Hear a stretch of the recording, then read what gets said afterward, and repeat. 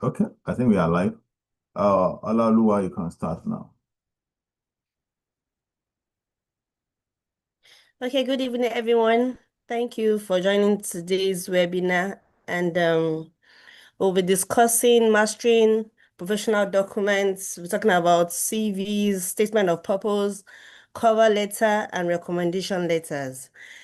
And to guide us through tonight's webinar will be Dr. Adeniyi, and it would have 40 minutes for that, and we would have 15 minutes for Q&A.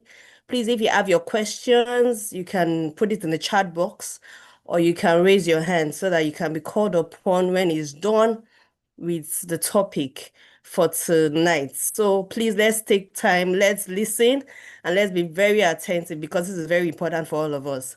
I hope we would learn a lot from tonight's meeting, and I wish you all the best. Thank you very much. You're welcome once again. So over to you, Dr. Adeni. You can start on, sir. Okay, thank you. I believe you can see my screen. Uh, Can. just signal if you can see it. I'm trying to share my screen. Okay, I think you can see. I want to minimize. Okay, as I said, I want to welcome you all to AYS platform again. This is the beginning of our webinar that we'll be having probably every 2 weeks. I don't know. It depends on what Dr.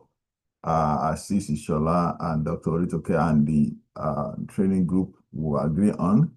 But I don't want us to miss it because our time is fast running out. And the topic before me is the professional mastering the professional documents.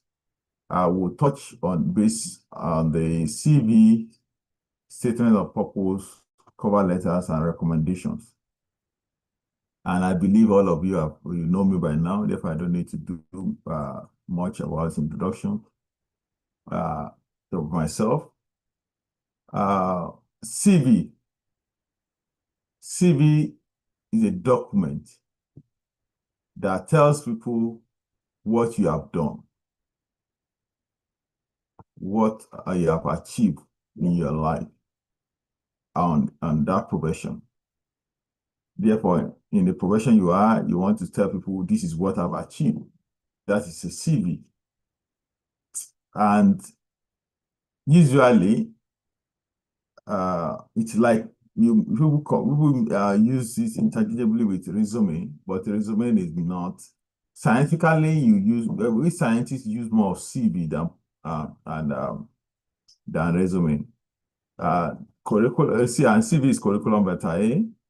Resume, and both of them, fortunately, they are not English words.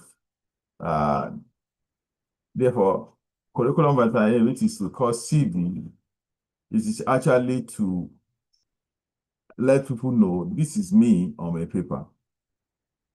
Now, therefore, you need to structure it.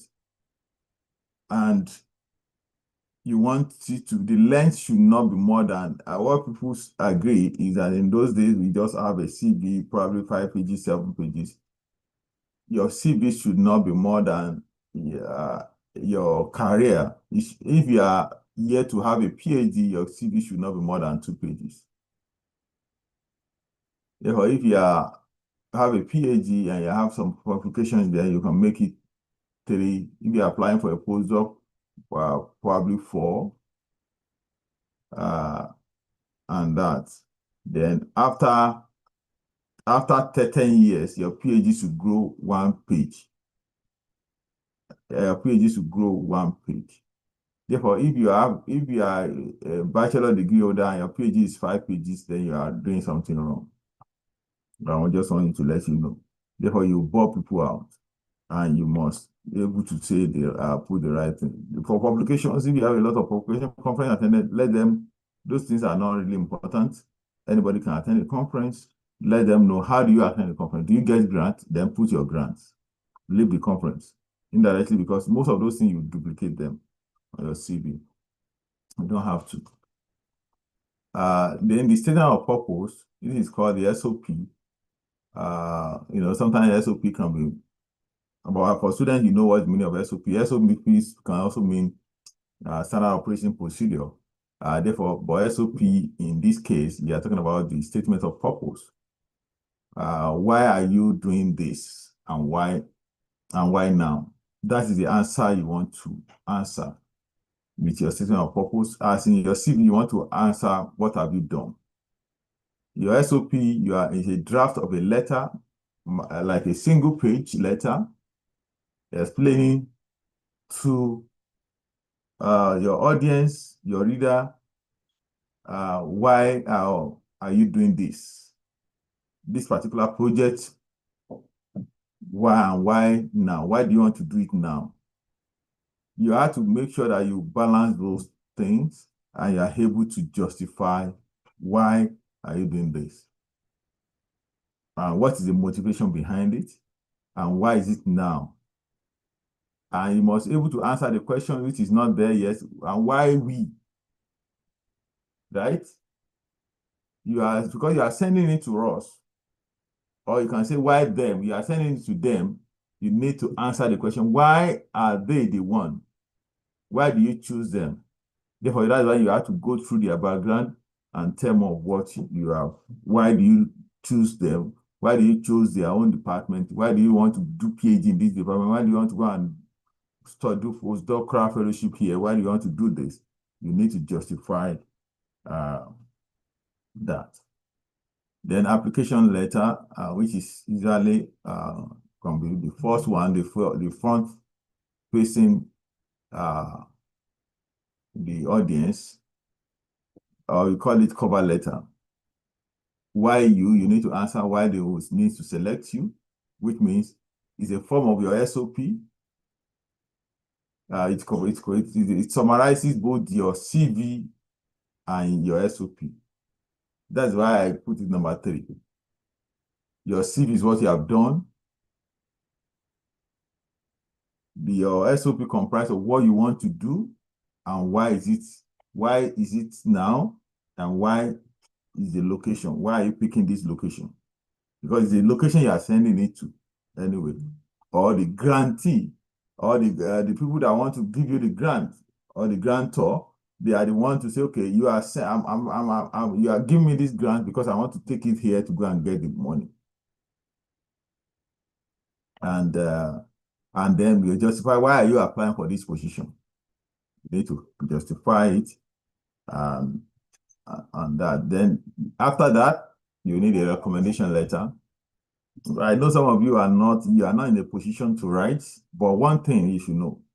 The reason I'm bringing this one, I think the reason why this one is important is because some of you, your mentor, because you're an AYS just in the last, let's say 6-7 months, your mentor may not know you well. Therefore, if you approach me for mentor to write a recommendation letter for you, I will ask you to send me a draft. It's from that draft that I will develop, because I don't know how much you have done. I don't know much of why you pick the course, because you can imagine the headache I have to go through. Therefore, I'll ask you to send me a draft. And the letter, in sending you the letter, I'll be able to tell you, okay, I will now say, okay, recommend, because I'm recommending why you are the best candidate, right? Therefore, why should others be trusted, and many other things. I have to justify what your career and many other things. Why I think, how long have I known you? You want to tell them, how do I know you? In what capacity have I known you? And many other things that will be there. And I will rate you specifically, because everything is about rating. I'm sending you this information on your behalf. I'm sending all this information on your behalf, and because I have to rate you. And that rating should be easy to scale, between 1 and 10 or 1 and 5. Therefore, I must rate you. I won't say it's exceptionally brilliant. Yes, but in comparison with who? How many students? Because brilliancy is relative. in comparison to how many students. This year, we recruited, we got about 800 applications from 32 countries. And out of that, 250 were shortlisted for foundational training. And out of 250, just 110 was picked. And she's among them. Imagine if I wrote that for you now. What that you just submitted, that would make you okay. Yeah, this girl or this boy or this young man have a resilience, or this young lady have a resilience to go through all this. Imagine if you're now writing at the end of your AYS mentorship, probably next year. Now imagine I will now say, okay, out of the 110 that we pick, in fact, only 80 were able to successfully go through that program. Imagine 80 over 850. You know the success rate, right? That give you more things to say and give you more. I've seen someone was driving faster. The guy was losing his patience with me, telling me to show the example. I will show you a sample. Don't worry. For your CV, or I will use CV. I just keep resuming because they are basically the same thing, but the only difference between the CV and resume is that CV is more longer, while resume is a bit broader. It's shorter and more concise, and for more professional jobs. Then you need to have your own header. Let me go too fast.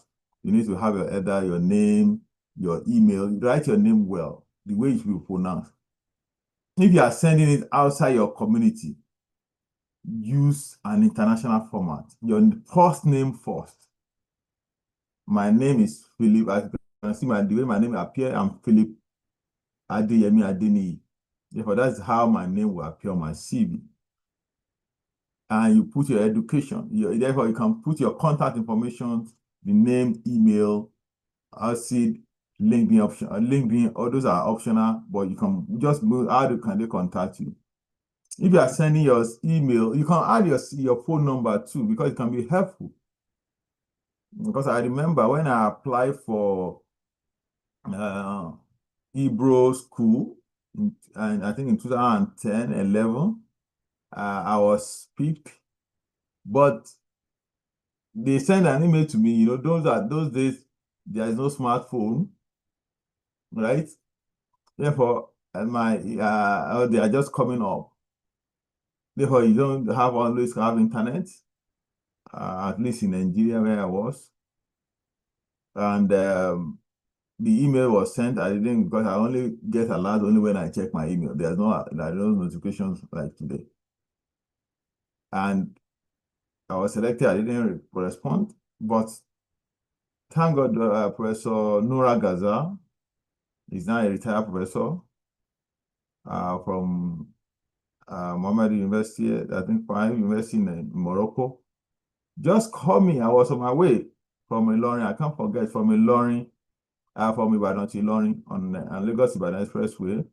Also, she just called and she said, "Oh, Philip." Yeah, is it Philip? He said, "Yeah." He said, "Yeah."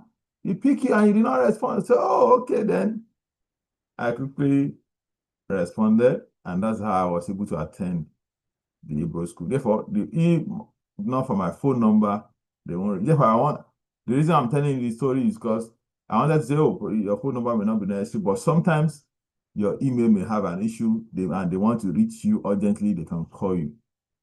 Is that okay? Therefore, you having your phone number, and if you are writing it, don't forget to write a code, because your CV should be an international document, which means it should be cross-border document.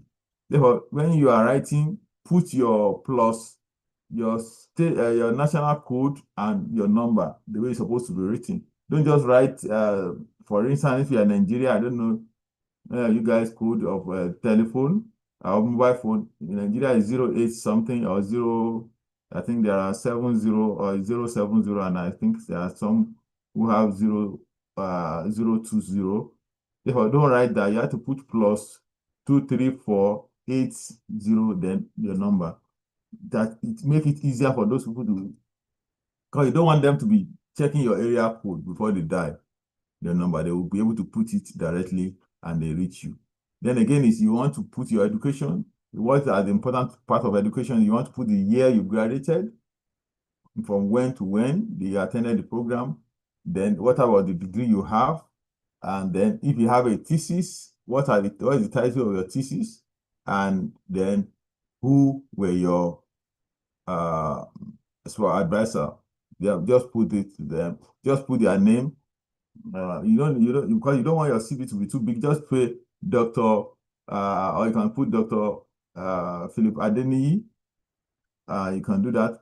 To me, I prefer to put, because the title is very, very important in academic. If you're applying for postgraduate training, I would prefer to you to write Philip A. Adeniyi, PhD in front before you put your the advisor, because it tells the level of your qualifications, because that's very, very important, because not everybody that you put doctor in front have a PhD, and PhD is a higher degree. Therefore, you have to put it there to let them know that, okay, because for instance, if you're applying for a PhD, your recommender should be a PhD holder.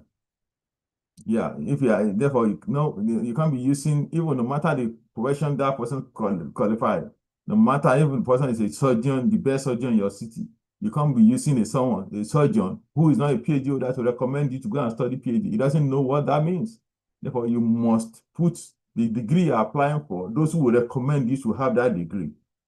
That's the basic minimum you should have to recommend. And hopefully, they now have additional thing to qualify them to write your CV. Having a PhD is a minimum, very minimum. Therefore, they'll be able to talk about many other things. Therefore, you want to talk about your research experience.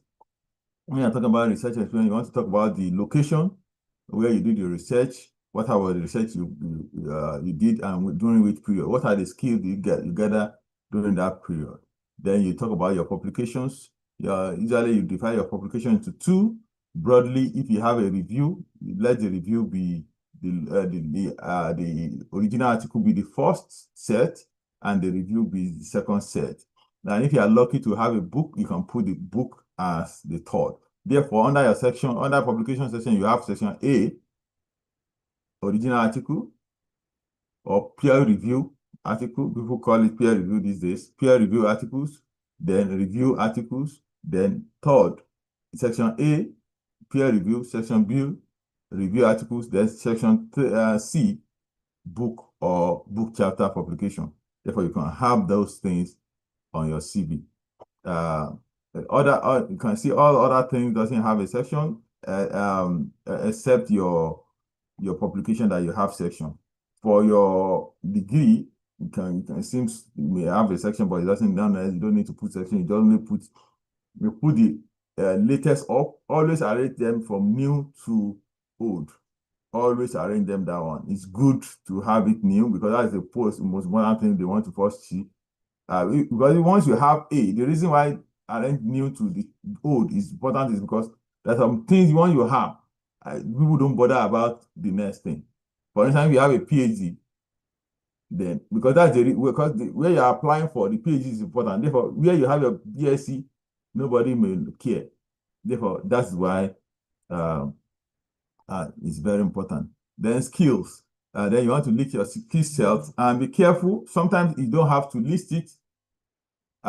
Sometimes you may need to list it, especially if you don't have much publication. You want to list those skill sets to be. You can put the technical and let it be technically driven, and let them be analytical. Then you can want to write grant stroke award. That is another subheading in which you want to list them. You want to list the company. You want to list the amount of the money. You want to list what was the grant meant for. Is this just a recognition, or just a competitive award? Therefore, you want to list those things, and you put the year, and you list them from the latest to the oldest, irrespective of either the money. The latest is $10,000, and the oldest is on 1 million. Just list the newest to the oldest, and that order. Then teaching and mentorship. If you have experience about that, you want to put it, provided it is required. Therefore, you want to, if you help doing the laboratory support and many other things, you want to put it there because it's helpful, especially if you're applying for postgraduate study. Do you know why? Especially in America, if you're applying for postgraduate study in America for PhD, because most of the PhD students serve as a research or research assistant, we'll call it RA, or teaching assistant, we call it TA, because they want to see that who can give you an edge.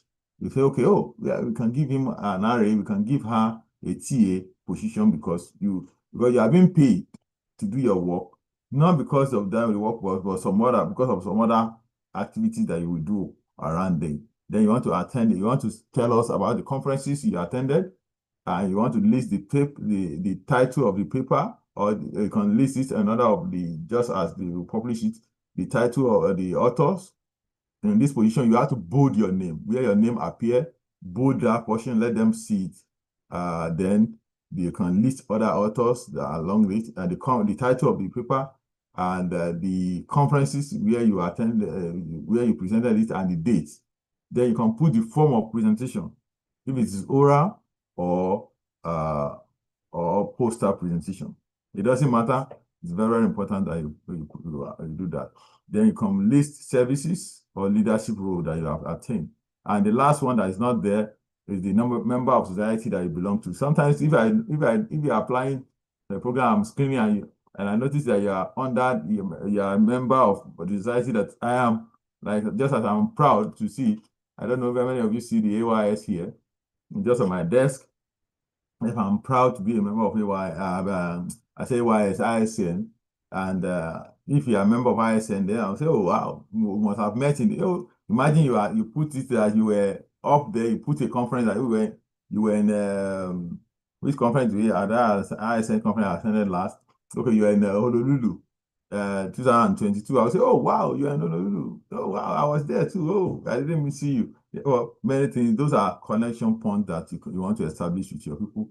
The key principle is the reverse chronological order, as I said. I told you, make sure that from the new to the old, strong verb, develop, quantify, engineer, analyze. Yeah, let them know that I did this. Under when you are putting it, let them know that this is developed. It's a past tense, is already done. Focus on impact, not duties. Yeah, what are the things that you have done? What are the impacts this thing, what you have done, made in scientific community? Common mistakes, too long, with no prioritization. I think I've already told you that. And your CV is you on paper, as I said. And that is a direction of where you are applying it to, because it's you when you guys did not introduce me as I was doing, but imagine if you are to introduce me now, you introduce me as a founder of AYS, an international coordinator. As you can see, even my front page is there, but I didn't bother to say it. Why? Because you all know me, right? Now, but if I'm applying to another program, the AYS become just a subunit, right? Therefore, if you're applying, for instance, let's say you have a bachelor degree in biochemistry and you want to apply it for a program in molecular engineering, PhD program in molecular engineering, then you want to show more skills, what you have developed towards that degree. Therefore, because sometimes some of us are multifaceted, right? Probably you have done your master in bioinformatics. Therefore, you want to show, but imagine now because I have master in bioinformatics, let me bother apply for PhD in bioinformatics. Then you tailor your CV towards that application. Therefore, your CV should should make sure that it's more dynamic. That's what I want to say in summary. The things that you should not do are this, as you can see, don't make it clean and simple. Utilize white spaces. Don't let it. You have enough space. You don't have to fit it. Synchronize those words. Summarize those words that it won't be too bogus. You don't have to fill it from edge to edge. As you can see my presentation, I make use of a lot of white spaces. Yeah, choose the correct font. Choose the font style, and let there be uniformity. Choose a font size. Select the right paper. Select the right page size, and don't be cute. Now, most importantly, one thing is to do is that you never send your CV through application in a doc, in a work, because majority of us prepare our CV in a doc format, right? Document format, MS Word. Always convert it to PDF before you send it. Always convert it to PDF. Why? Because not everybody have the same font, same style that you have. Therefore, once you upload this online, it changes the font and it will mess up, and you won't see it again. Therefore, make sure that it's a PDF that you convert it to before you upload, or you send it to an email, because that's very, very helpful. You must learn that. Even if that's the only thing you want to learn about CV, please do that and select the font, because if once you use your font and you convert to PDF, no matter where they open it, the PDF, the font, everything will be static and it won't change.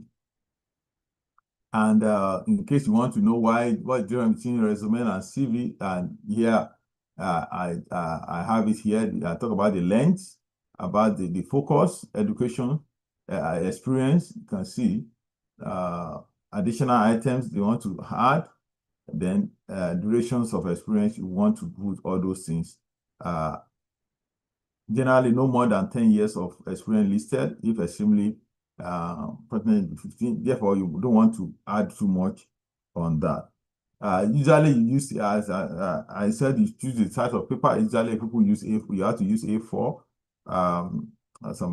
You don't want it to be too big. I want it to be simple. If they open it on the system, the one page will be one page.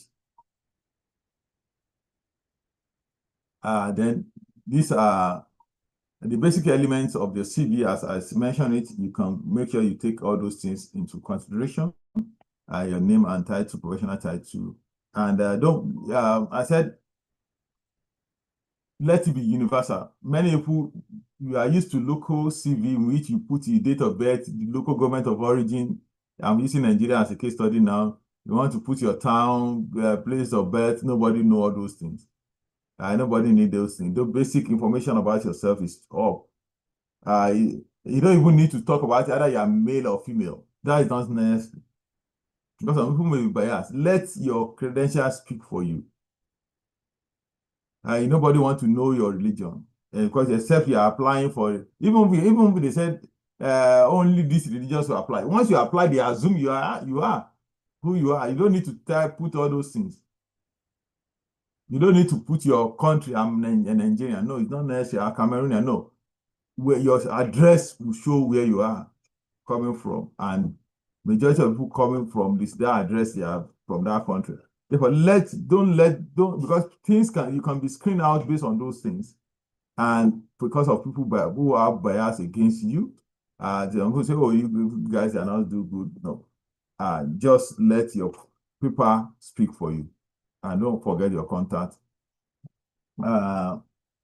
These are golden elements of a good CV. If your CV doesn't have this, then you need to do it again.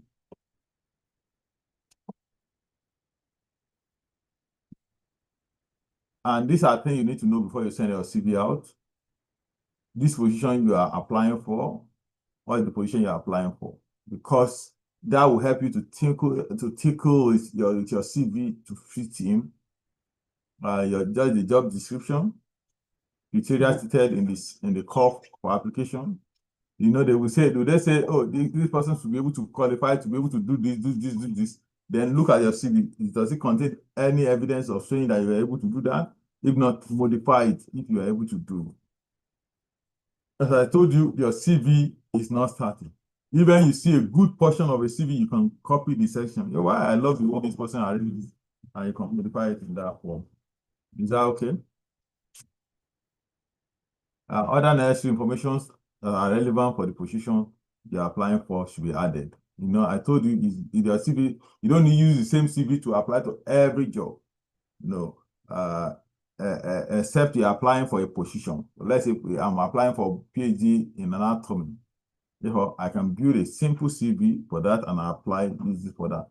But if I'm applying for PhD in neuroscience, I will take my PhD and my CV in the name format, because that will focus more on reveal more of what I've done in neuroscience. Is that okay? As I said, your CV mutates. Your CV is you on paper. Once you grow, your CV must change in form and structure. That's very, very important. That is very, very important. And another thing I would say, I always teach this in the AYS when I teach the AYS CV, because your online database, people are not focusing too much on your CV again, because your CV, sometimes your hand that go before you is your online database. If your online database are digital form, uh, they store, they organize, and provide access to scholarly articles and many other things that you can have access to. Therefore, those are the you now, not on paper, you on the internet. Now are you able to organize yourself? As a mentee on AYS, you should know that your image is very important. We talk about networking, your image will help you to network well. And you must be able to say why, because it supports support evidence-based writing, improve credibility of your CV and SOP and research statement. Because if you send your CV to me, SOP and research statement to me, I will try to verify, I will do a job behind the scene.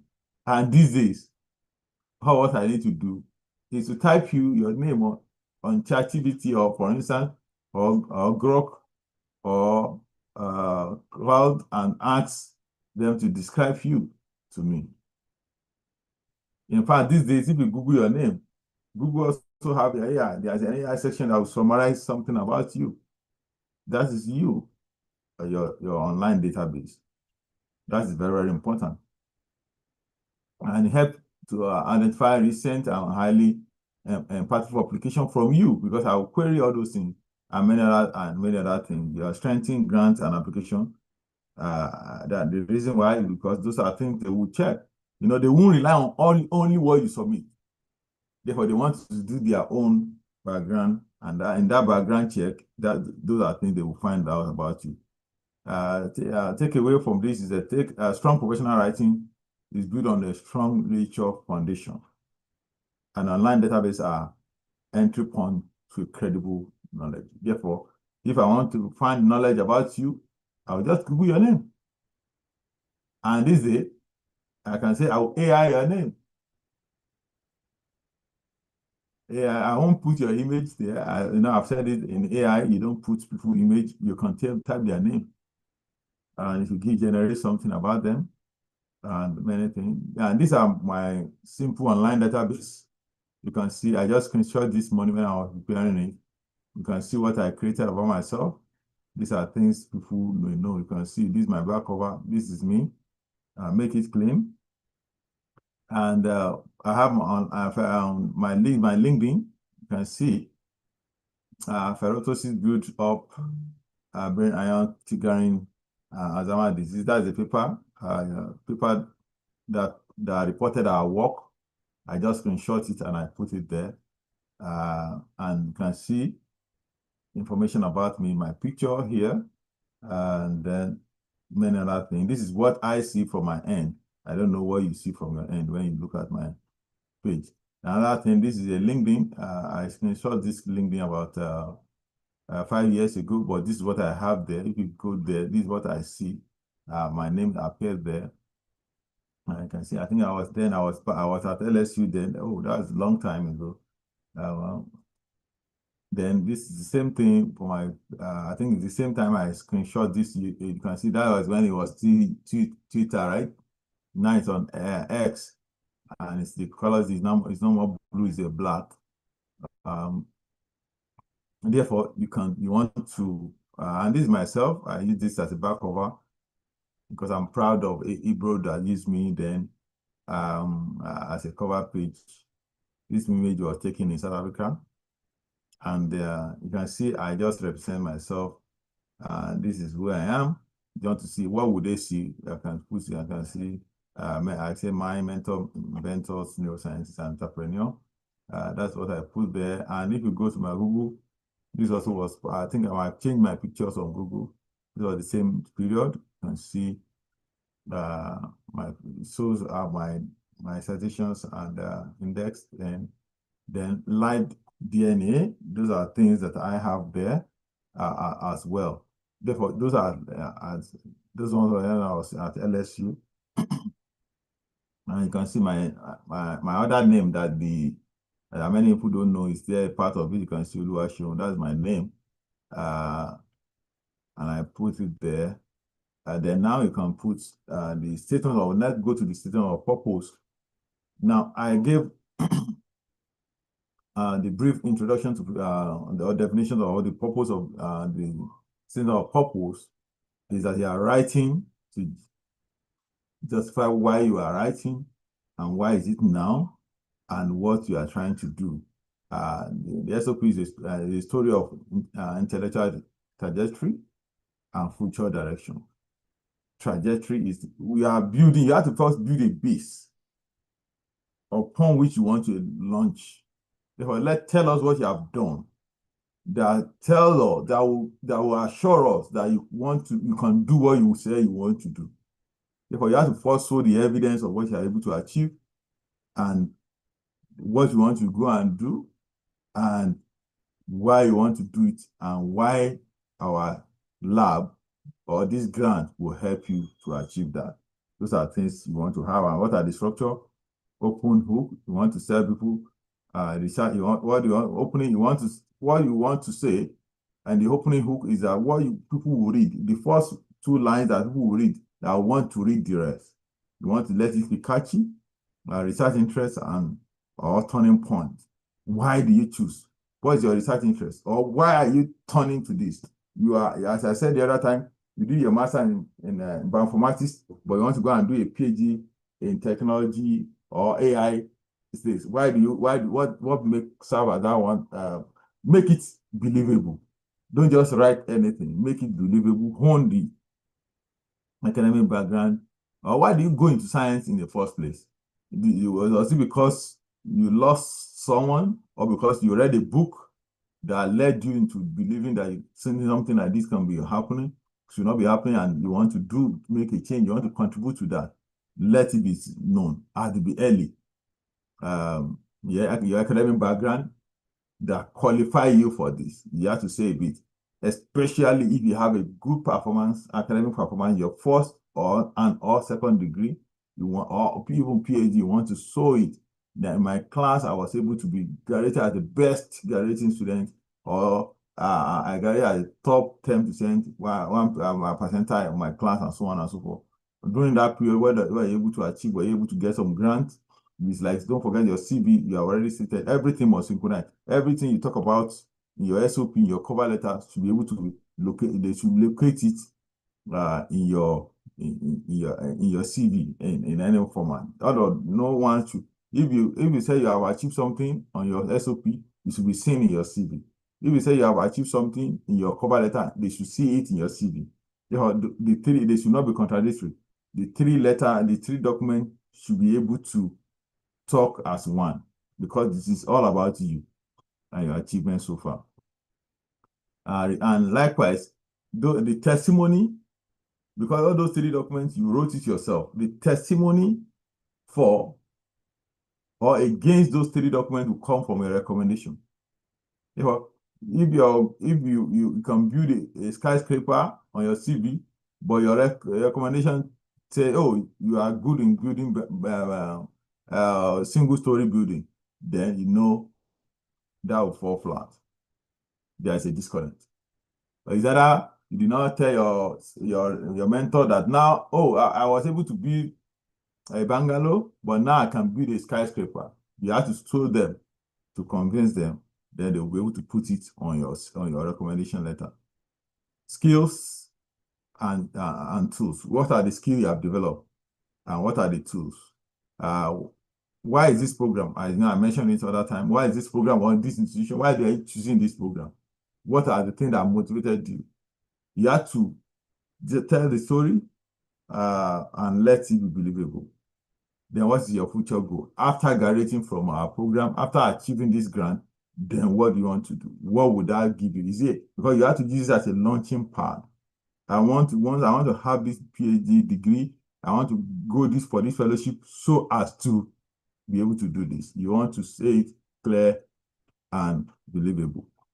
Everything you say, don't forget, take note of the word I'm using. I'm using them carefully.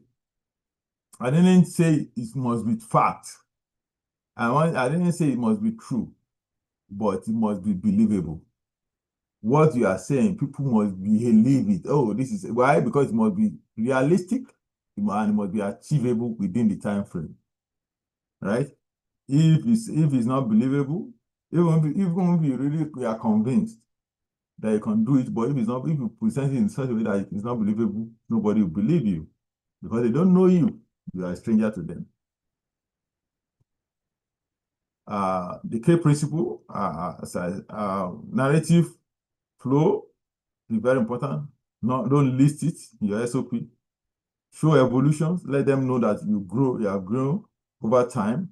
Connect your past to present and the present to the future. Because anything you cannot do in the first two P's, the F cannot achieve it. If your first P, you cannot achieve it in your first P, are you able to achieve it in your present? Now, anything you cannot achieve within these two, don't tell us you can do it here. Anything that you don't have a foundation for in the first two P's, you can't achieve it here. They will not believe you. Strong SOP sentence pattern. It's very important that okay, what do you want to do? My interest in neurovascular biology emerged from that.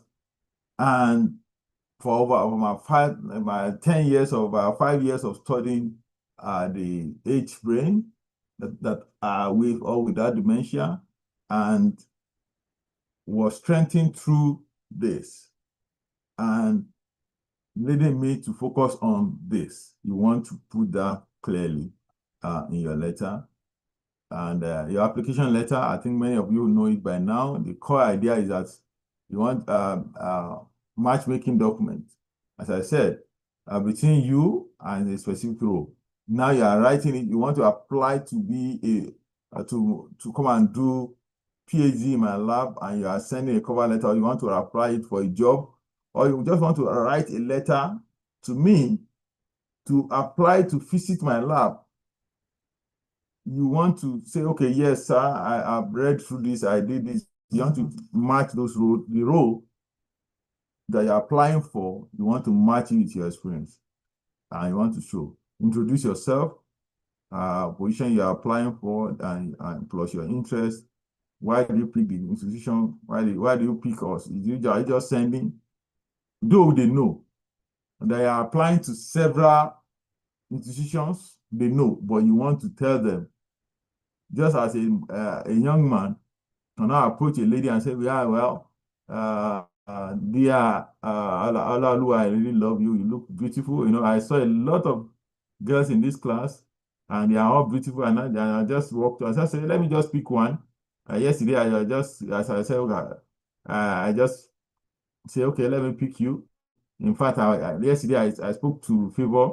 I spoke to Krista. I spoke to the known for many other things, precious, and I said, okay, let me approach you as well, because they didn't agree to marry me. Then I said, okay, let me come and meet you. Ola Hallelujah, will you go with that? Will you go out with such a person? Will you go out with such a person? I know the answer is obvious, is no, right? Now you want that person to look, you want the person that you want to go out with to be the person that treated you the best. Say, wow, on this campus, there's no girl as smart and brilliant like you. You know, yesterday when we were talking, I hear you and I said, wow, I never know this girl was so brilliant. And since that time, I cannot. Therefore, you say, okay, wow, that's good. Therefore, you want to tell them how much you value, what you came across them. How you came across them doesn't really matter. The reason is what you find out about them and what you find out about them that draw you to them. That's what is very important. Even you don't be afraid that say, oh, it's my friend that recommended me. Yeah, that is no problem. In fact, my mentor sent me the link to you, the link to you. That's not the problem. The question is, what do you do with the link? Do you do your own assignment And what is the assignment? What do you get from that assignment? You notice, oh, the school have good mentorship program. They have a lot of support for students, career development, and many other things. Many of their students after graduation, they have a better job, a better job. That is what you want to tell them. In fact, if you have opportunity to interview one or two of their students, tell it there. Oh, I come across some of your things, and they said you had a lot of support. Give an example of support that they will confirm, like, oh, this is true. This is true. Yeah, we have this support. And sometimes you don't even need to say it. You don't need to go for in the application. They will have said some support there. They will have said something in that application that, oh, this, if you are the best student, if we select you, these are the benefits you will receive. But you want to go beyond that. You can pick some of them, but you want to go beyond that. That's so that you really did your assignment before you apply. Then your evidence of fit, you want to tell them, okay, why am I fit for this position based on the call? Now, those fits to match some of those things they said in the call. Then you close by appreciating them, hoping for the best. And always tailor this, as I said, never don't send generic message to all of them. It will look obvious and they won't pick it. You just waste your time. Marry the keyword for the job. I think I mentioned it, keep it concise. And as I said, yeah, don't write your CV in a paragraph form. Don't just go through your CV. No. You let it be organic. And for recommendation letter, core idea, as many of you are not writing a recommendation, but in case they ask you to send them a cover, a template, but your mentors may be too busy to do much extensive work on that, please let it be know that you are looking for external validation. Let them give more of experience. How do you know the person and the relationship about I'll provide this for the so year, survey contribution, not generic. What do you contribute during that period? What did you came up with? What are the achievements you had during that period, or what you have with him that you can relate? Comparative statement, as I mentioned the other time, the person must rate you. Top 5% of students are supervised. That is not complete enough, but you can put it there. But you want to say top 5% of over 50 students or 25 students are supervised in the last 3 years. That gives context, right? The person can rate you because they want to, because every of these documents have scores and evidence of independence. They want to tell you, want to show that, oh, this Olaoluwa can actually do a lot of things. He can run Western, he can do this by herself. She can sacrifice the animals and do many things. She can actually collect data and interpret them with evidence. Creativity and reliability. What do you say during the lab meeting? Is she the one that usually talk and contribute meaningfully, or presenting at the conferences? An example. Don't make it too generic. And now, as I said, all the documents are related, and these are the link. Your CV is evidence-based. SOP is narrative plus motivation. Your cover letter targets persuasion. While recommendation letter is external validation for all the three documents. Together, they form a cohesive professional identity package for your application. If you are applying, you need those 4 things. You should have a template for all of them, even if your mentor did not ask for it. And send it to your mentor to help you to go through. All of them to pass through your mentor. Both especially definitely the recommend. You can't recommend yourself, but your CV, your SOP, your cover letter, all of them should go through your mentor, and ultimately your recommendation letter. And you have a lot of people that can write you a recommendation letter, and those who know you well. And here is my closing message. Strong applications are not about perfect writing, especially in this day. They are about clarity, coherence, and alignment between your story and your target opportunity. Therefore, one thing in these days, I've seen applications where they don't even request for cover letter because someone will help you to write it, especially in this day of AI. Someone may ask you, what is your CV? Because someone will help you to write. CV is in fact the most difficult document. I was mentioning it to someone yesterday. Why? There are information you have about yourself, and that is very good for, as I suggested earlier on. Please go through a lot of CVs that you can have access to. I know that's the reason why the other guy asked me for the sample of CV. I don't want to give you too much sample, but I can send a sample. I sent one sample the other time that you can see what you need to, how do you need to put it. And in fact, I will give you how do you put your role in AYS as a part of your CV. Because you are a mentor, you are a mentee on the AYS, and that lasts for a 1 year. Though it's fully online, but what you are gaining in AYS through this 1 year, some people do not gain it throughout their PhD program. From bachelor to PhD program, they never gain it. Therefore, this is a very valuable thing. And if you put it on your CV, you should need to state it to know that one, it is competitive. Two, you have been selected and what you are gaining through this program. I think that is all I want to say. Thank you. I hope I didn't spend too much of your time. And let's go and to question and answer. Thank you. Thank you so much, Dr. Adeni. This was very insightful. This was insightful and very educative. Thank you so much, sir. We are grateful. So we have a series of questions here. We have some questions. They have written some questions out too, but I'll start with the ones from the chat box. But please, anyone, if you have questions, you can please raise your hand so that you can be unmuted. So I'll start with the first question. I think that has been treated. The person that asked for a compact CV, so it will be sent, like Dr. Adeni has said, it will be sent to the WhatsApp platform.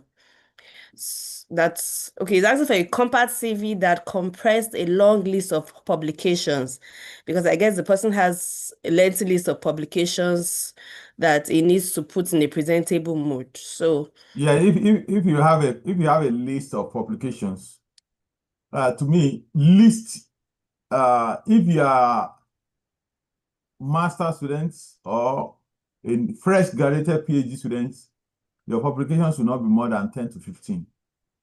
The rest, provide a link. You can provide your Google Scholar link below it. Just put it there, list of selected publication.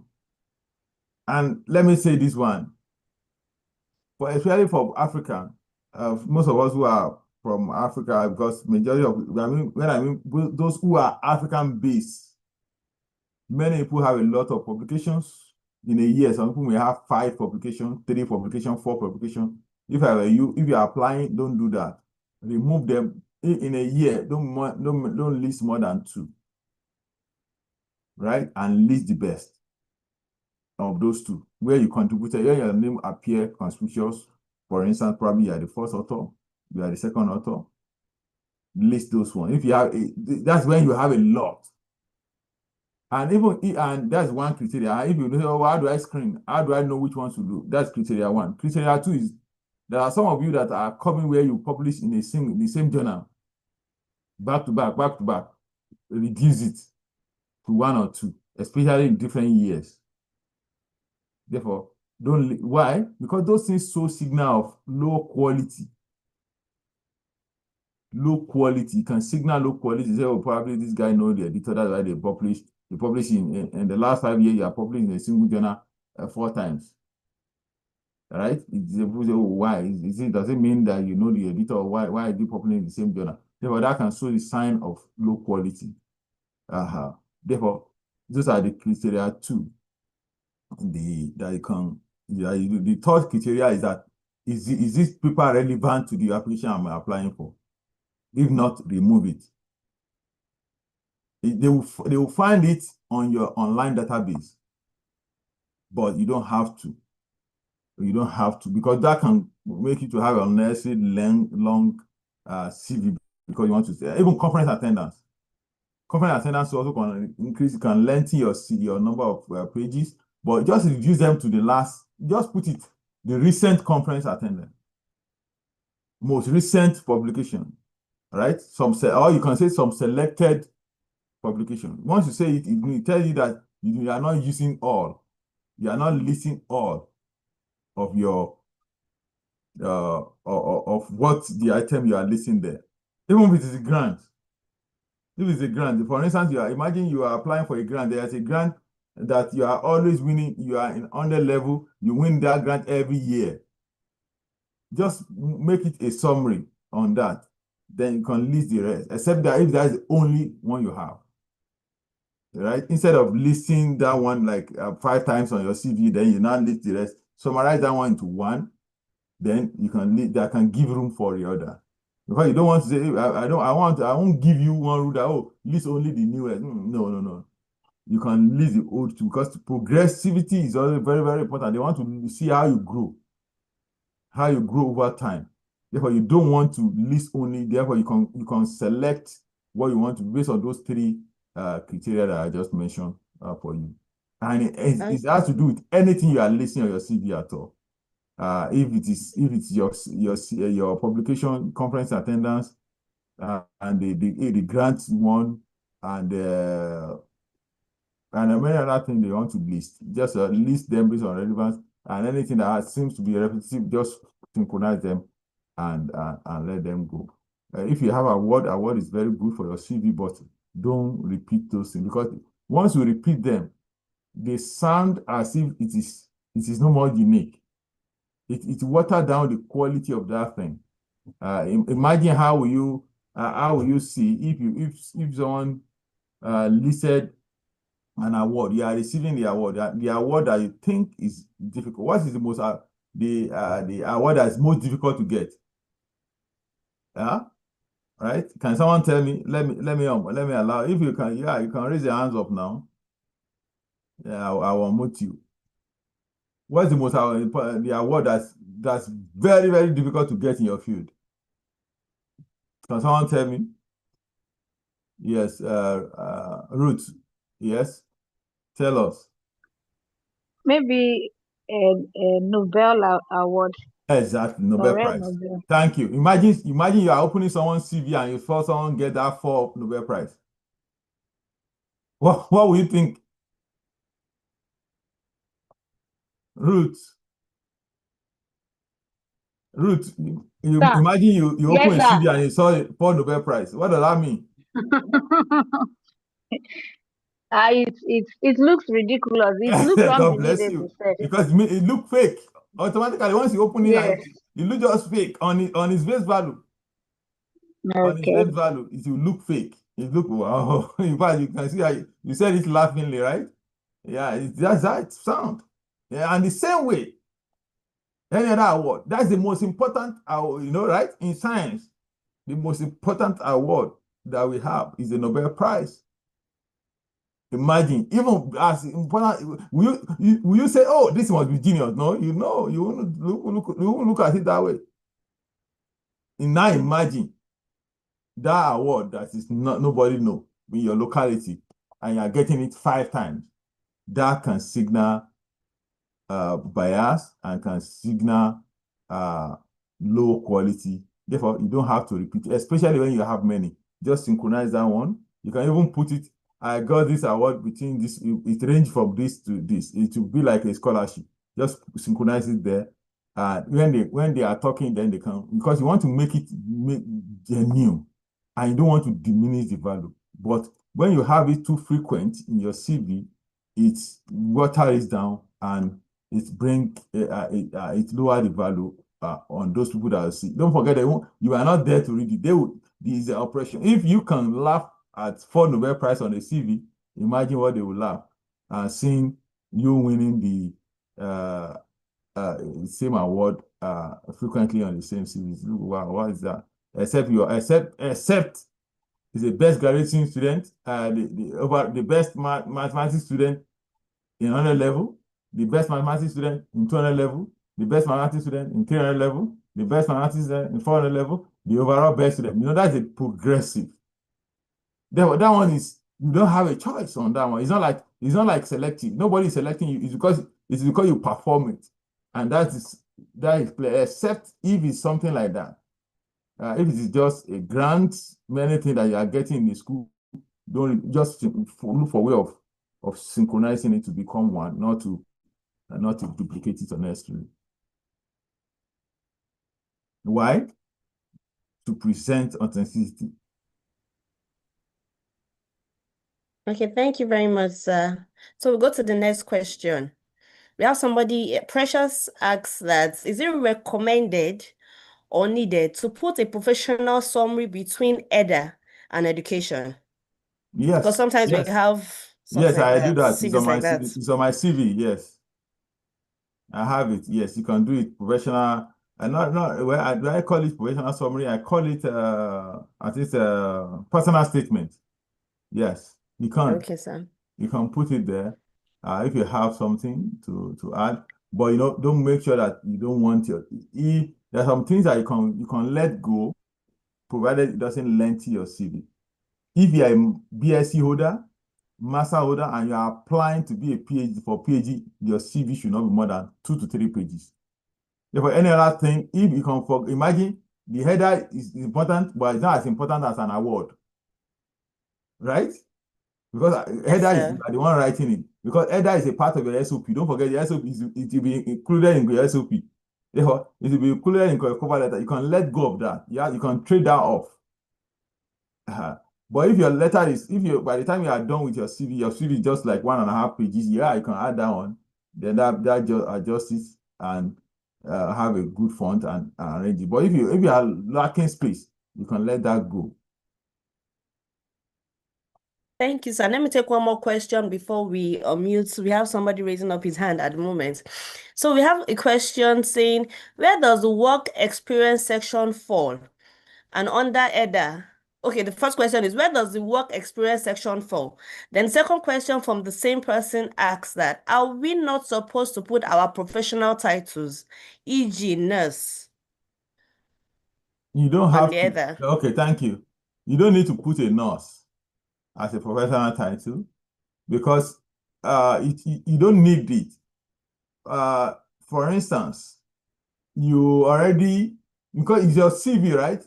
They are not addressing you. You have put a nurse who graduated as a nurse. He's a nurse, right? A medical doctor, you don't put your title and say, I'm doctor so on your CV. No. Because just put your degree. They know by having that, right? You won't put doctor, it's not necessary to put your doctor this. By the time you put, if you see someone that said Philip A. Adeni, MD, you know he's a doctor, right? But you can have a format. Some people have a format where they put Dr. Philip A. Adeni, PhD. You can put that format. It's not necessary. I don't have any problem with that. But you don't have to. But if you imagine you put Philip A. Adeni, BS nurse, registered nurse, right? That's RN. Anybody that sees that, know you are a nurse. Imagine you put Philip A. Adeni, BA, JD, Doctor of Jurisprudence. You know they know you are a barrister, right? If you put Philip A. Adeni, MD, that's medical doctor, or you put MBBS or MBCH, then people know that that's a medical degree. Then they call you by, or you put DPharm, right? No, oh, that's a pharmacist, right? People knows that. Yeah, you want to make it, to me, I like it simple, but people will address you, like my CV now, like my page now, you can see on my screen. Do I put Dr. Philip Adeni in front? No, I put Philip Adeni. In fact, many people, someone was asking me one time, someone said, they called him in Nigeria, someone was fascinating me, and the person introduced himself as Dr. Adeni, Dr. Philip Adeni. I said, well, that's strange because I don't introduce myself that way. I only introduce myself if I'm online. Yeah, this is Philip. I only correct you if you call me Mr. Adeni. I will only correct you that. Or you call me Dr. Philip, I will correct you. Right? I will correct you because that's not my name. I'm not Mr. Adeni, I'm Dr. Adeni. But I don't introduce me as Dr. Adeni, I will introduce me as Philip. I'm Philip. Therefore, that's all. Because everybody doesn't have to know I'm Dr. Adeni. Because if you just meet, I'm going to say, oh, yeah, what's your name? I'm Philip. I put doctor title only when I mention my first name, my last name. If my first name doesn't bear title, therefore I'm just Philip. Philip is Philip. But if you want to call me by my last name, you have to add the title. Therefore, I won't be. If you are not, for instance, now you are a registered nurse, you are Olaoluwa Ganiyu, right? You are a registered nurse. I won't put nurse Olaoluwa. It's nurse Ganiyu. Or if you are a doctor, medical doctor now, if I want to call you, I'll call you Olaoluwa.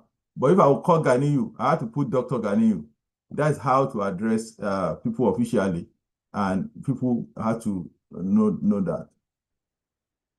And that's why we take it serious in AYS. We ask for your last and first name, your first and last name.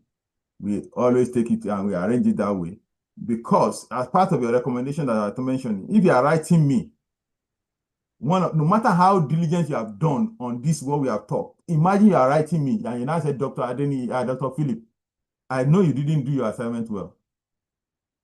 That is a blunder you have made because I'm not Dr. Philip, I'm Dr. Adeni. Therefore, you have to be careful to know how to arrange your name and how to read other people's name. And now I mentioned the other time that let it be your first name, your middle initial, your last name. That when you mail people, if you want to mail someone's lab and you say, oh, Dr. Dr. Kingsley, that person know you don't know, you didn't do your diligence. There's not Dr. Kingsley. Where is Dr. Who's here again? He's not Dr. Assis, he's Dr. Ishola. Dr. Maggie, Dr. Adeni, you put title on the last name. Therefore, those are things that you must learn to do and do it well. Okay, Isaac. Isaac Olushola. Yes. Hello, Isaac Olushola, you can unmute now. If you are still there. Okay. Okay, sorry, I'll mute you again. You can unmute yourself. I have to unmute, yes. Good evening, sir. Thank you for the lecture. I just want to confirm that statement of purpose and statement of interest, are they the same? Because some application will ask you to write statement of interest. So that's what I want to confirm. More or less is the same. More or less is the same. It's just a refresh. Practically, there's no difference between the two. Because although the only difference between the two is that you are showing interest. It can be some people ask it for initial, but most of the time it's the same. It can be like we have in a grant, we have a letter of intent, like letter of interest, but usually it's the same. Statement of interest is that okay, this is an offer, but I'm interested in it. But the other one is statement of purpose is that okay, I'm applying. This is a purpose why I'm applying. Therefore, it's the same thing. What the two letters are trying to do is to justify why they are the one to be picked. Simple. And based on what their background, what they have as a background, and what they intend to do. What I have as my background and what I intend to do. That is the two things. If you are justifying your interest, you want to tell us what you are able to do in the past, what you are doing now, and what you intend to do. Likewise, the statement of purpose, we want to justify because you have to lay the foundation. The foundation is what you are able to in the past. What were your achievements, then what you are doing currently, and what you intend to do. Those are things that the two, either of them will have. Thank you, sir. I hope that has been answered. Isaac Olushola, I hope you are clear with that. So we can go ahead to the next question now, sir. Yes. We have a question asking that we have some CVs asking for referee. What about those who put available under request under the referee subsection? Is it right? Yes, I don't like it, but sometimes it's necessary. If you are applying for a job, don't ask them it's available under request. Supply it. But if it's an unsolicited, for instance, you are introducing yourself to me. You want to visit my lab, and you are writing to me. You just send your CV. You don't need to add your reference letter because we are yet to get to the reference. You are just introducing yourself to me, right? If it's that for that purpose. But if you are applying for a job or you are applying for a position, it will be arrogant on your own side to ask me again that I should be requesting for your reference. In fact, there's some application that you have to even fill it online. Therefore, depends. If you are applying for something that is competitive, you don't have them that they will ask for the reference. You should be the one to provide it. All right? You should be the one is a part of that you it's like, let me give you for instance, it's like you're applying for a visa. You are married.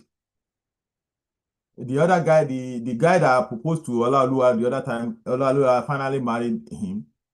And now Olaoluwa wanted to now apply for a visa with a family, right? Family visa. He now said, yeah, I have we are married to one another, but if you want a proof, it's available on request.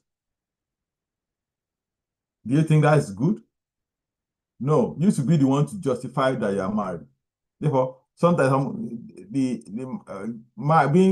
having a recommendation is very, very important. Don't forget the reason why I said I put it last is because that is a single letter that will justify all the other letters you have, all the other documents that will be written by someone other than you. Therefore, it's very, very important. It's very, very important. In fact, that Morocco letter that I told you, I met Professor Michela Morelli, for University of Cagliari in Italy. And when I were discussing, and I said, I applied for so grant. I don't even know she was the chair of that. She was the chair of that grant. I think the program happened in France in 2020, 2020. I think the year before, probably 2010. And I met her and I was discussing with her. I said, oh, I applied. And I said, oh, you look brilliant. Your CV is okay. There's no reason why they should not pick you. Therefore, she went back to my CV, my referee. And she said, oh, you're so sorry. Yeah, your recommendation was not great. Are you getting me now? Therefore, that was the first time I would get a feedback based on my recommendation that, oh, the recommendation, that was since that time, 25, how many years, 2011, that's 15 years ago now, I've taken my referees more serious. Therefore, I don't just let anybody just write referee for me. Therefore, supplying them with referee references is very, very important because if your application is successful, before they finally give you that offer, they will contact your referee. Therefore, you need to supply to them at will. Now, the question, I know some of the problem you are having is, oh, because I don't know. What I do is that I have a permanent referees who help me with referee. That's one of the advantage of being an AYS member, right? Mentee. Your direct mentee can serve as your, especially you this set, 2026 set, you are most lucky. In fact, because imagine now you have a direct mentee, you also have mentee who are doing under your research group. All of them, you can contact them for to serve as your referee. Just put their name there and you can use it. Now, the only thing is, you don't even need what you need their permission to put them but you don't need their permission every time you're applying because you don't even know which one will get to the point uh, of reference request because many of them will not answer back, right? Therefore, you just put it there. But if you are now going for interview, for instance, they invite one of your people guy reached out to me about 2 weeks ago. That he has for a postdoc job interview, and therefore at that point, then you reach out to all your referee for that application. Oh, yeah, sorry, I apply for this. As I told you, I will use you as a referee. I apply for this application, and you're part of my referee, just in case they reach out to you. And I have interview so next week, and so on. Just let them know that they will be expectant. I think those are things that I would say about the referee list, and you can list at least 3 to 4 of them there and keep them there. I think Dr. Omage is raising his hand. Let me unmute him. Okay, yeah, you can unmute now, Dr. Omage. Okay. Hello. Oh, thank you very much, Dr. Adeni, for this wonderful lecture. I just want to add something to this aspect of, referees in CV. I know, times is good to put your reference, just like you explained. You don't need to start telling people that you provide this on request.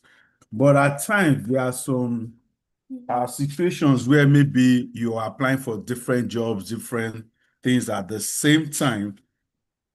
And I would say that it may be to create some form of flexibility, it may be okay at that point to leave out the reference section of your CV, just to leave it out to create some form of flexibility, especially if you have different referees that could write recommendation letter for you at different times. Because at times I may have a referee, because I have different referees that I can contact for everything.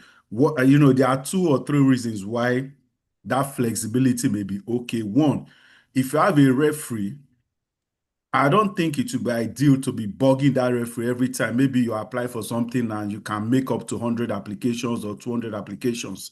You don't expect that referee to be writing reference letter for you up to 100 times.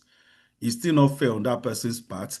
So I will advise you can have, several referees, maybe up to 5, 6, 7. Then you alternate them depending on the need of that application at that time. Because if I can serve as a reference, as a referee for somebody in a particular, maybe for a particular offer, for a particular application, but in another application, I may not be suitable as a referee for that person. I hope you understand. So at times, I will advise when you want to present a referee, it's always advisable to get the person that is best fit for what you are applying for. For example, you are applying for a scholarship position now, and this scholarship is an international scholarship, for example, it will be advisable to look among your referees, those who have international, maybe connections or linkage or maybe exposure. That will help. Then if you are doing something locally, and maybe the job or whatever you're applying for, maybe a grant or anything, is focused within your locality, and somebody like maybe the councillor of your local government may be in a best position to do that. So you can reach out to that person because that person will be a better fit for you. So at times, I will recommend always have several referees, at every point in time. Let them know that they are your referees. Maybe if you can have up to 10, good. Then you can't just put everything in your CV. So any application, anything you want to apply for, anything you want to do, look at the requirements. What is specific to that, job or maybe scholarship or funding? Then look among your referees. Look for the ones that are best fit for you, because it's not just about anybody writing reference for you. You need to get people whose reference, letter, recommendation letter will speak for you when you are not there. So not just anybody. Like Dr. Adeni said, you are looking for a PhD position. You can't start looking for somebody who does not even have a master's degree or maybe just a master's degree to write a recommendation letter for you. It doesn't work that way. So you have to look for the best fit. So maybe at that point, you may leave out that recommendation reference, section from your CV, but don't say reference or referees will be available on request. Don't put that statement there, please. Please and please don't put that statement there. Like Dr. Adini said, that can, if you are just shooting yourself in the foot, don't put it there. Because if I have thousands of people people applying for something and have thousands of applications to go through, are telling me that it will be available on request. Okay, wait for me. When everybody has gotten the funding, you get your request when everything is over. So just avoid such statements. Leave everything blank. Even if you don't, it is actually not a problem. And I don't think it will work against you. From my experience so far, it doesn't work against you if you don't put your reference. There are some application process where when you affiliate online, just like Dr. Adeni said, you feel they will ask you for referees. You put it online. So once you put it online, you reflect it in your CV. Even if you don't, it's still not a problem, provided when you affiliate online, you put the referees that are, suitable for what you're applying for. I think that will, help you if you want to be flexible with respect to that. But please and please don't say referees will be available on request. Don't put that in your CV, please and please. Thank you. Yeah, thank you. Yeah, that's a good one. Yeah, in fact, that statement sounds even annoying to me, saying that it's better to leave it blank than saying it's available on request. That's one. Thank you, Dr. Omagi again. The second thing is what he said. That's my practice, and let me give you a practical solution. You have to grade your referee. You grade them. There are classical referee that these ones they can't fail. These ones, I know them, they are always available. Mark them as grade A. You have a second grade that, well, these ones, they know me, but they are not always available, but I can get them. If it's urgent, I can always, they will not be, when I say available, those are who can help you to go through your CV, all those documents. Don't bother them too much. Now, when you are applying to, likewise, your application should be graded. There's some application that that this one, I need it. It's like, if I get this application, my career will change. Those are the ones that you keep, your grade A referee. You keep them there. But there are some that you just apply, this offer, let me just try. You can keep those grade B referee, right? You can keep one of the grade A and keep the rest out of 3. You can keep grade B, right? There are some, because it's not every time they will get but if there are applications that you are submitting online that instantly they will alert the referee,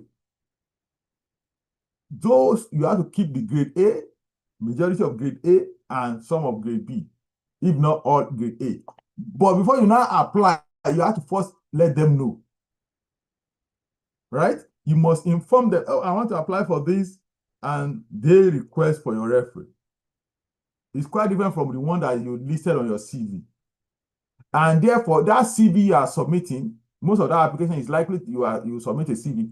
Those your grade, all the referees there, you have to improve them for that grade A. You keep the grade A there because you know that you are submitting and you have already informed them. In fact, some of them, if not all of them, will help you to go through the application. They will help you to go through the cover your SOP and your CV. They will see their name there. Then you can submit. They are aware of it. But such application will not be frequent, not to wear them out. Therefore, if I were you, your grade A referees should be about 5, or probably 5. You need our grade B referees to be 5 too. Therefore, you have about 10. You have on your application package, you have a place where you call the referees, and you call them. What you need their name. As I said, it's more honorable to put the PhD behind their name. If don't just write doctor, because it is more honorable. Get it? It's more honorable for you to have Kingsley Omagi, PhD, than to write Dr. Kingsley Omagi. Because that doctor can mean anything, or any form of doctor. Get me? It's more honorable for you to put the PhD behind, because that's a terminal degree. There's no higher degree than PhD. And it's the highest academic qualification. Therefore, it's more important that you put that PhD behind it than ordinary doctor. If you want to use the format, but that PhD must appear. Don't forget. Now, you can all list them: the name, the position, the affiliation, the phone number, the email. Those things should be there. And let the font be equal with the font size. You can reduce it, but let it be the font and the style be the same. But if it's possible, keep it the same font, keep it the same font size and style. Your name can be the same style, but your name can be a bit bold, and you can make it a bit bigger just to make sure that it's like a header. I think those are the things I would say about the reference. Is that okay? Okay, sir. Thank you very much, Dr. Omage, and thank you very much, Dr. Adeni. We are grateful. We're running out of time, but I want to answer this question for us, because it's something bothering every one of us, and especially me. We have it on the chats box also. It says, what's the role of LLM, that's AI, ChatGPT, Gemini, for the preparation of CVs? Yeah, it is useful. It is useful, and make sure you use it. Make sure you use it. But the only thing you should not do, don't type all your name. What you did, don't upload all your CVs there. What you do, you upload portion by portion, right? You can say, help me to rewrite this for my CV. You get the logic. And use the one, once you want to do that, use the platform that you register. After all, most of those information are online anyway. Virtually everything on your CV are online. If your online database are good, virtually everything on your CV are online. But one thing is, you don't want to pour everything there. But what you need to do, you can update it, because use it. I'm an advocate of AI, and I will never tell you not to use it. And anybody that tells you not to use it, take it as a pinch of salt. Why? Because all these documents, no one produce a document, a cover letter, a SOP, CV alone. You see, people help you to read it. People you help you to go through it. It's fine. It is recommended that you give your SOP. I've mentioned it several times. Talk to your mentor. Therefore, you need it. Therefore, if you want to use, for instance, your recommended, you have drafted your letter and you want to use the AI in any form to improve the flow, do it. The only thing, don't use AI to generate your cover letter for you. No, use it to improve it. Don't use AI to generate your SOP. Use it to improve it. Don't use your AI to generate your cover letter. No, use it to improve it. Don't use AI to produce your CV. Use AI to improve it in any form. In any form.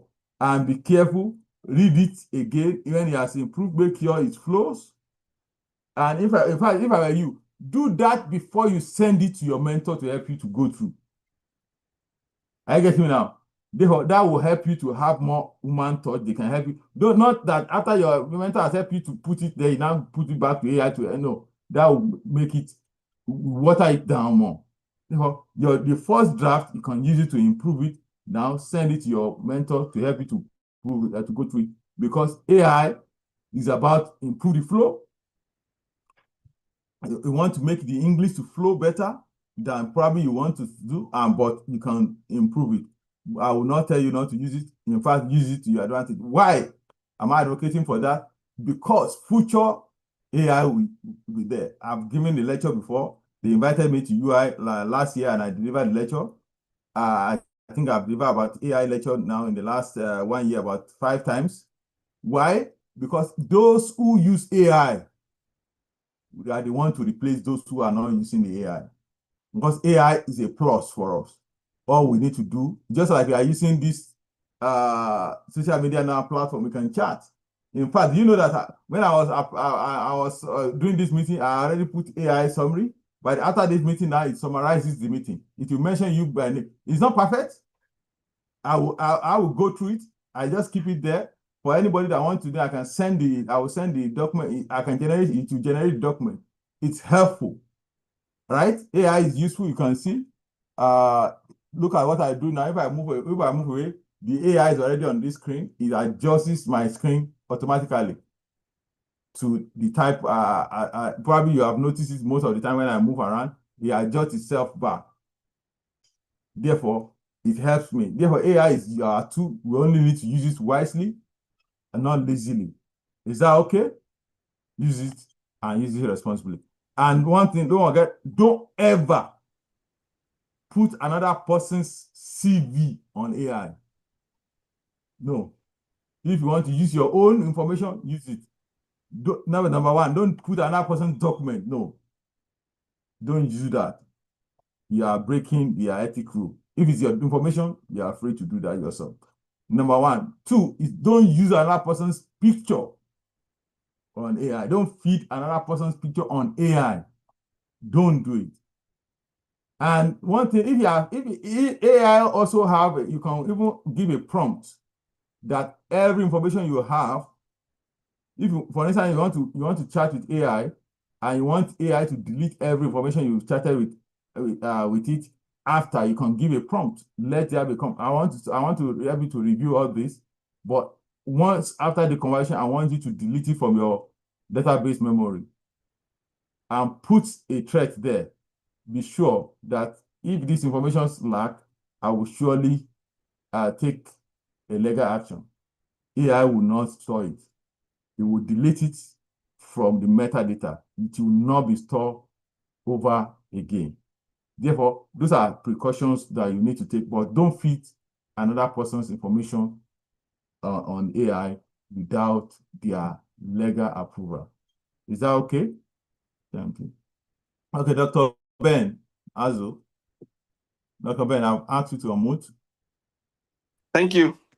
Thank you all for your lecture. We learn every day. I just wanted to add a little bit to the reference before you guys left to the AI thing in terms of who writes the reference. The simple thing I wanted to add in line with what has been said so far for the referencing is make sure you have established connection with who is writing reference for you. Okay, depending on the type of referencing you're writing. Most notably, I want to say for the academics, make sure you have established that there's a connection in terms of collaboration. You guys have published together before, so that your referee can make a story for you in terms of your career progression and how he has witnessed you from move from stage 1 to stage 2 and climb the ladder up front. Okay, so that connection is very important. Do not encourage anyone to write reference for you when you have not done anything together, because there will be no story. All right. So, and if there is need to, the person can in turn make the story surrender around what you guys have done together. Your publication, be it review, be it original research, be it lab exchange. Okay, it's much more stronger than just picking. You don't know me before, Dr. Ben, but you know I'm popular. You just want me to write for you because probably you think I have a big name. It may not say. It's the one given to you by your local teacher who has published together with you before may even say better, right? Because he will be the person to truly testify about your content and your progression. Thank you. Yeah, that's true. Yes, that is very, very true. Especially those people that you publish together, they give you more strong because they have reason to reference. They have reason to reference you. Okay, Dr. Ishola, yeah, welcome. Oh, sorry. Can you hear me? Yes. Okay. So one other thing I wanted to add, even about the reference, because it's very important, and I think I'm experiencing same from someone who I've not directly worked with, but this person keep using me as a referee. And it's very hard because, like what Dr. Ben said, I didn't have any story to tell. Like, this is a person we've not like worked together. It's not directly under my supervision and everything. So the story is always vague and just a general. Aha. Then another thing again is for many of you that are already paired with a mentor now, I'm just saying this like a forehead now. You need to have a very good connection with your mentors, even if, for instance, path when the program ends and you need their because it has happened. I have one of my mentees who was paired with me with AYS. This person lost contact, didn't contact me and everything. And this person has kept using me as referee. And I've changed the institution. And here, when you change the institution, your email changes and everything changes. So your previous email that you know about your mentor changes. So if you have a mentor or like someone you've added, like the way Dr. Denny classified them, like your grade A, make sure you are checking up on them so that in case if they have a change of institution and everything, you are aware.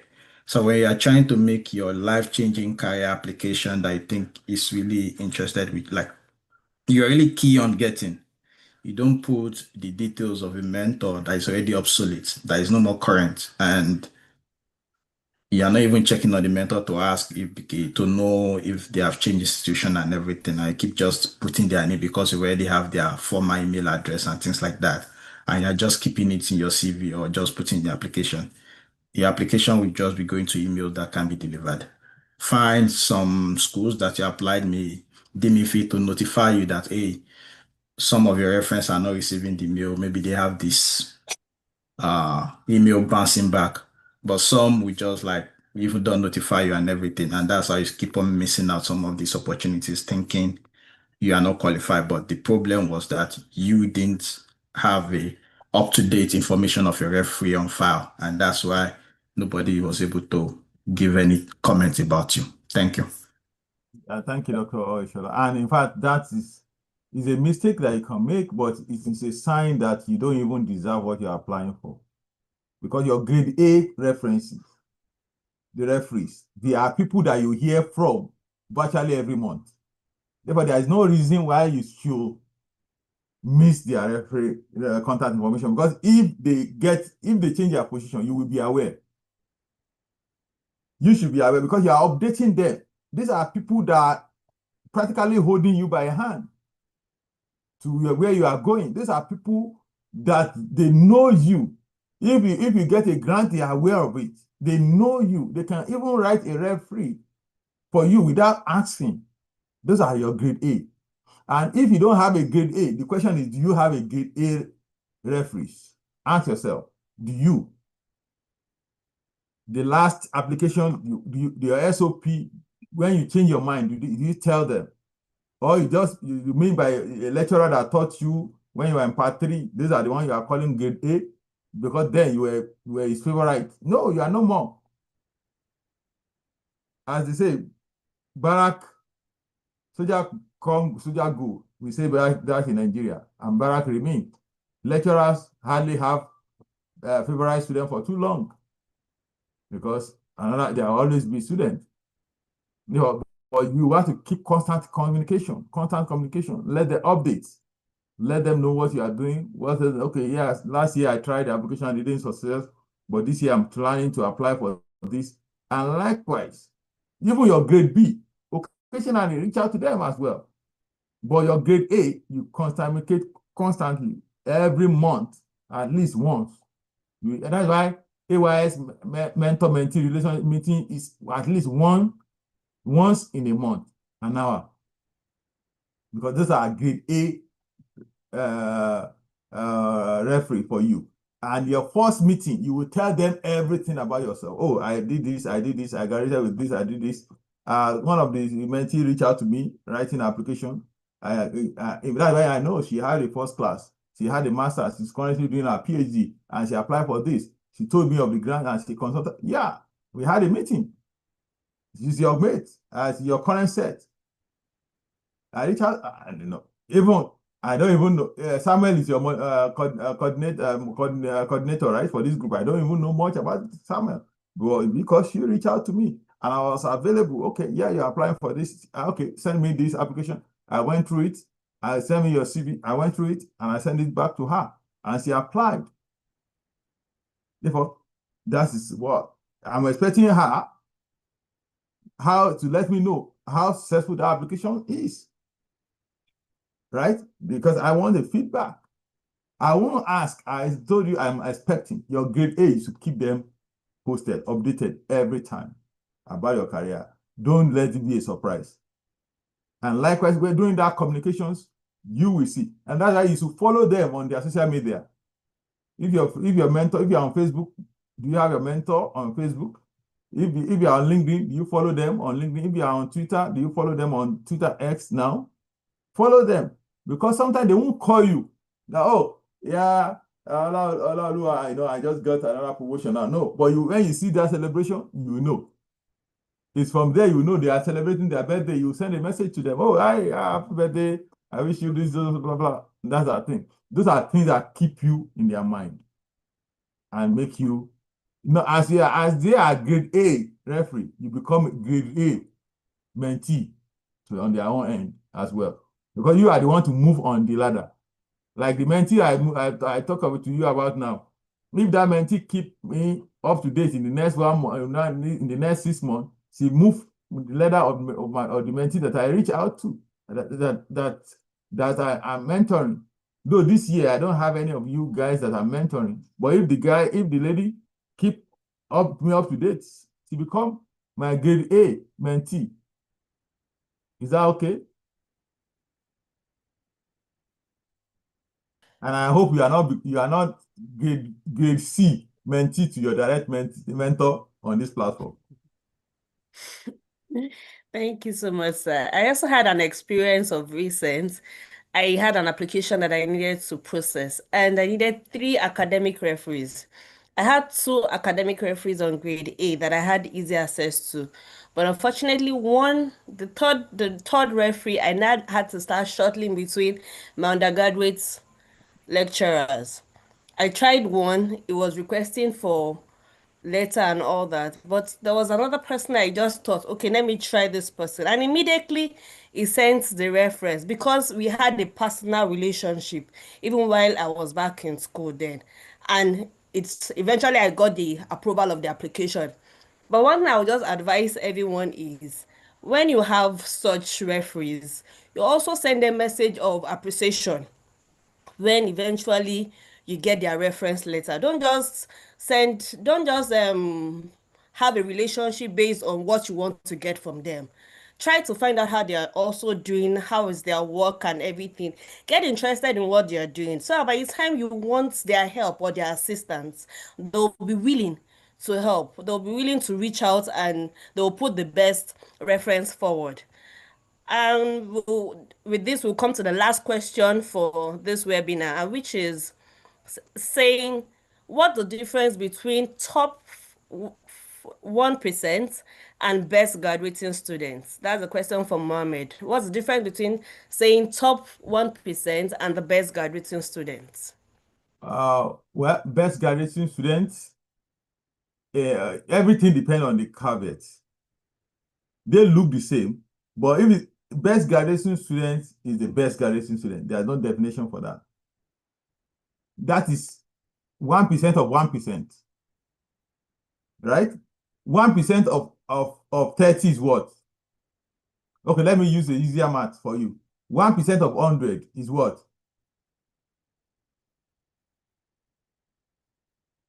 Who wants to help us to do the math? Olaoluwa, you can unmute yourself. 1% of 100 is what? 1. No, 1% of 100. There, yeah, that's 1, right? 1. Yes, sir. Right? Yes, Now, sir. if you now said, 1% of 200 students is what?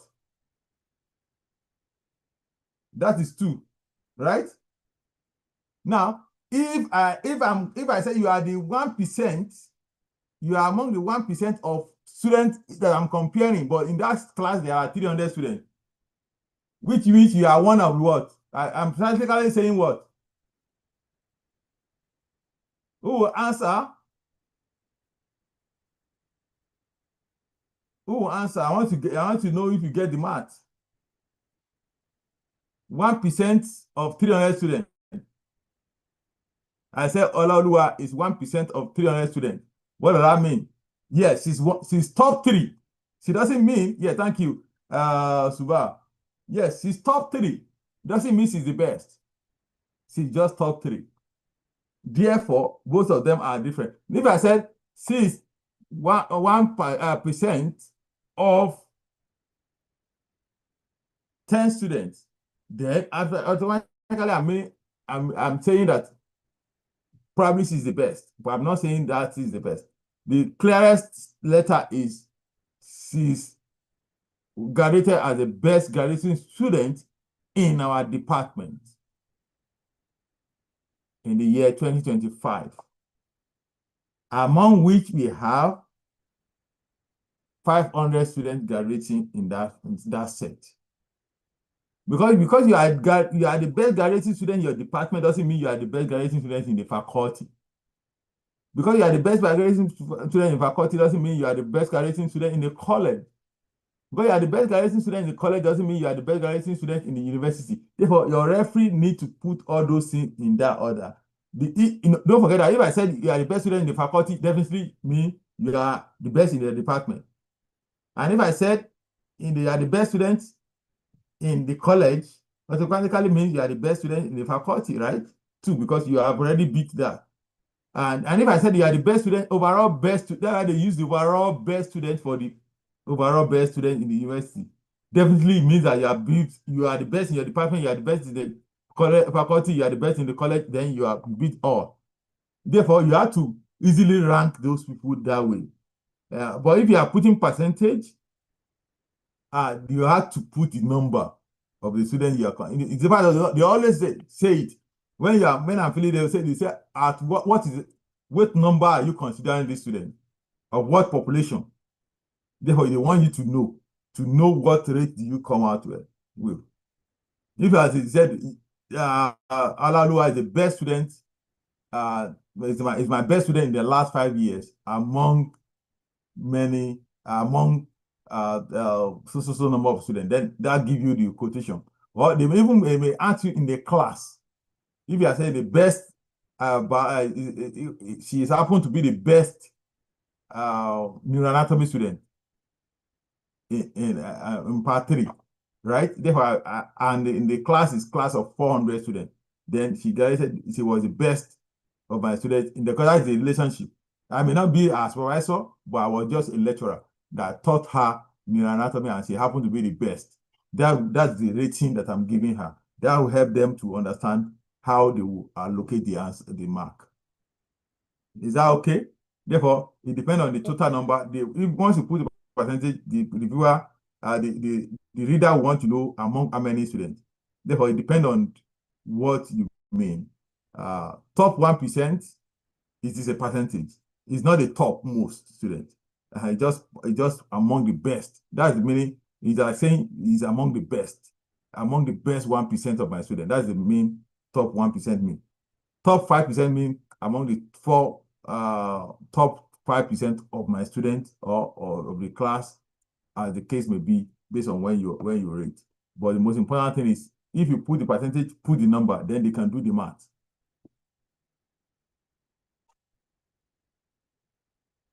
Sir, thank you so much, sir. We have come to the end of today's webinar, and I want us to just leave with this. Once you grow, your CV must change in form and pattern. And we should also remember the fact that all our documents are related. There should be it's a coherent professional identification package. I called my CV a way of marketing myself. Your CV should be a way of marketing yourself. That's what people see before they meet with you. And we should also be intentional about our referees whenever we are writing out references. So I wish us all the best. Thank you so much, Dr. Adeni, for this insightful webinar. Thank you. We are really, really grateful. And to everyone that made it tonight or today, whatever time it is at your end, Thank you so much for joining this webinar. We'll see you again in probably 2 weeks' time or thereabout, depending on how it goes. Thank you so Yeah, much. thank you. You're welcome. I don't know if is there any assignment, any announcement rather. If there's no announcements, that's all. Thank you all. It's longer today because the first, and I'm the one taking it anyway. Therefore, I sacrifice most of my time. You're welcome. See you again next time. I will the next time once we have the full timetable, I will set the calendar. Therefore, we'll use the same thing. But this link is only for this webinar. Next time, I will create another link. I invite. I hope Samuel and assistant will work with Dr. Ishola to complete the timetable. The timetable, then that we can set it that it will be in your reminder. Thank you so much. Enjoy your day, and I appreciate our mentor. I saw Dr. Olufunke. Okay, yeah, I can see your picture again. Your picture, that's why it's always good to have a picture. Dr. Adeleye, having a picture helped me to easily identify you from this end. Dr. Benazu, we are happy to have you. Dr. Ishola, and Dr. Chrisley, thank you. See you next time. Bye-bye.